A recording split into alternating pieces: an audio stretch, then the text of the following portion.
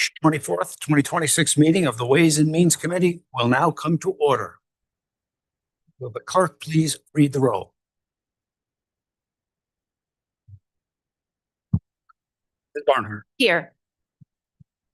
Ms. Barnhart is present. Ms. Bartholomew McCoy. Present. Ms. Bartholomew McCoy is present. Mr. Baines. Mr. Baines is present. Mr. Colby. Mr. Colby is present. Mr. Dondorfer. Mr. Dondorfer is present. Mr. Keller. Mr. Keller is present. Chairman Mufucci. Here. Chairman Mufucci is present. Mr. McCabe. Mr. McCabe is present. Ms. Smith. Ms. Smith is present. Ms. Vasquez Simmons. Here. Ms. Vasquez Simmons is present. Mr. Udelson. Here. Mr. Udelson is present. Will Legislator Bartholomew McCoy please lead us in the Pledge of Allegiance? Allegiance to the flag of the United States of America, and to the republic, one nation, under God, indivisible, with liberty and justice for all.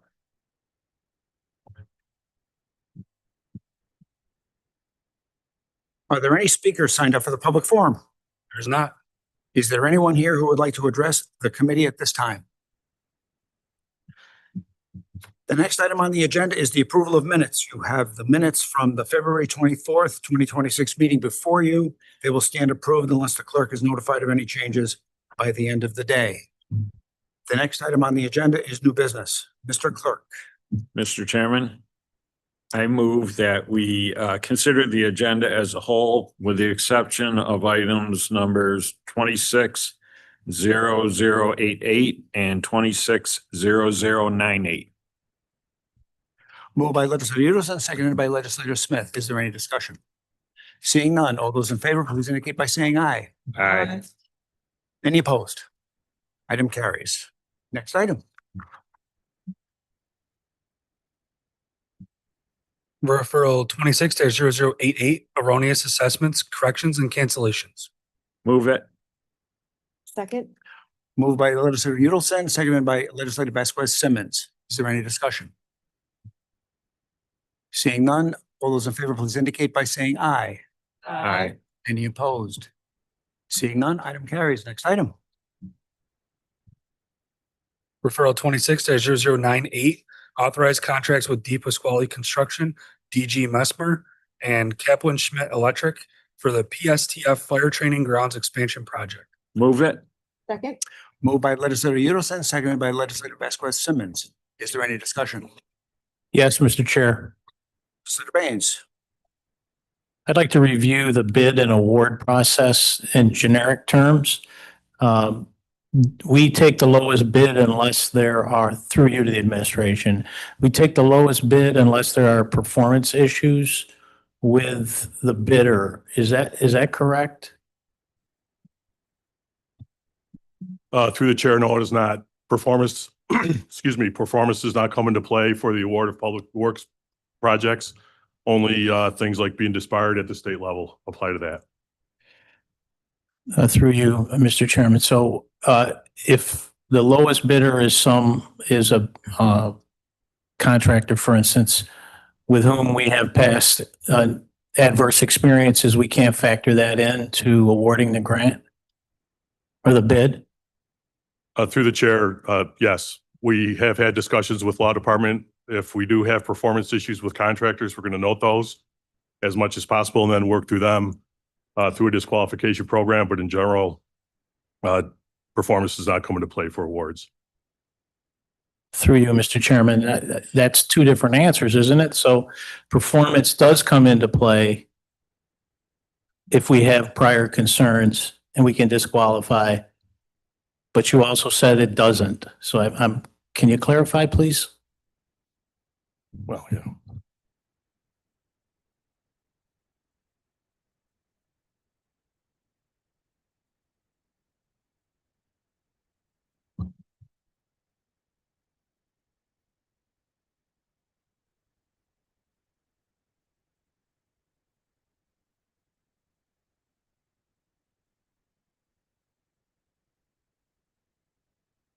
Through the chair, to clarify,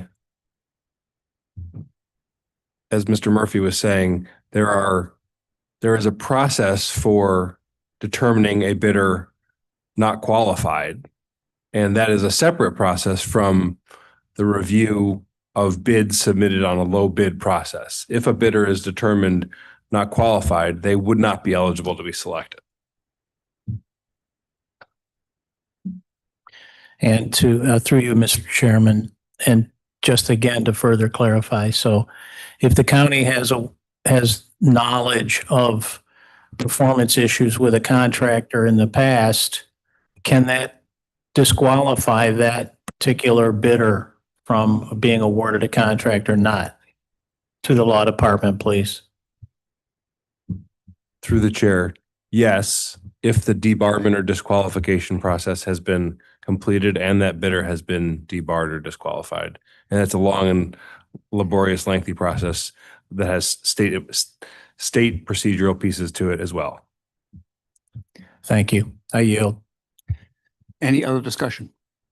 Seeing none, all those in favor, please indicate by, oops. Oh, Legislator Dondover, sorry about that. If you don't mind, yeah, I apologize. It popped into my head later. If I could just piggyback on Legislator Baines for a second through the chair to the administration. So if we have I just want to understand this. So if we have a problem with a concrete company where they are continuously making faulty footers or something along those lines, or their measurements are off and they have to redo the project, we don't have a means in place to not use that company anymore unless their acts are so egregious that it meets this threshold that has state implications along with it.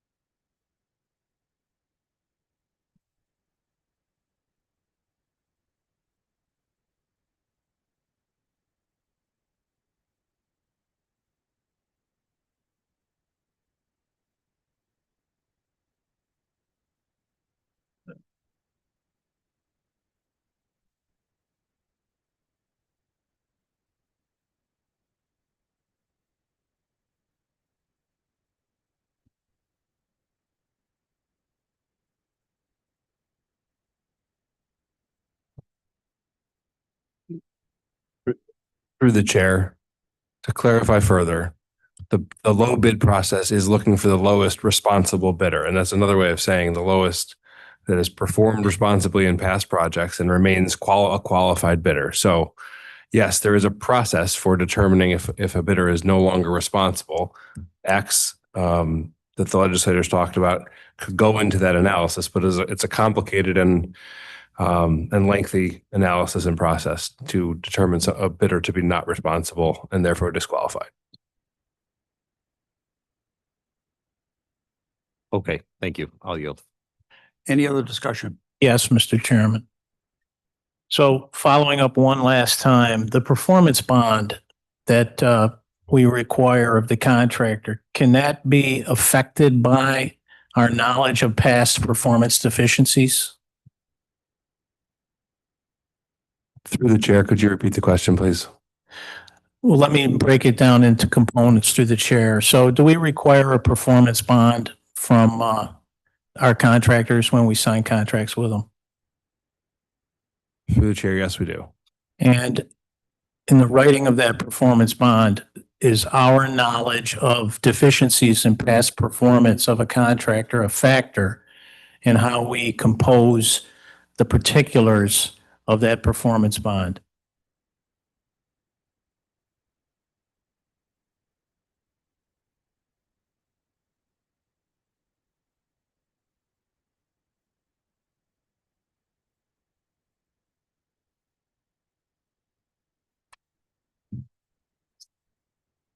Through the chair, to the legislator's question, while each project is unique, and I want to speak in general terms, as a general matter, we engage a surety to have the bond issued. And so the bond is issued by a third party, then we can call the bond through the surety in connection with certain performance if a project is at risk of not being completed. Thank you. I yield. Any other discussion? Seeing none, all those in favor, please indicate by saying aye. Any opposed? Are there any other matters to come before this committee? There being no other matters, the March 24th, 2026 meeting of the Ways and Means Committee stands adjourned. The next meeting of the Ways and Means Committee will be held on Tuesday, April 28th, 2026 at 6 p.m.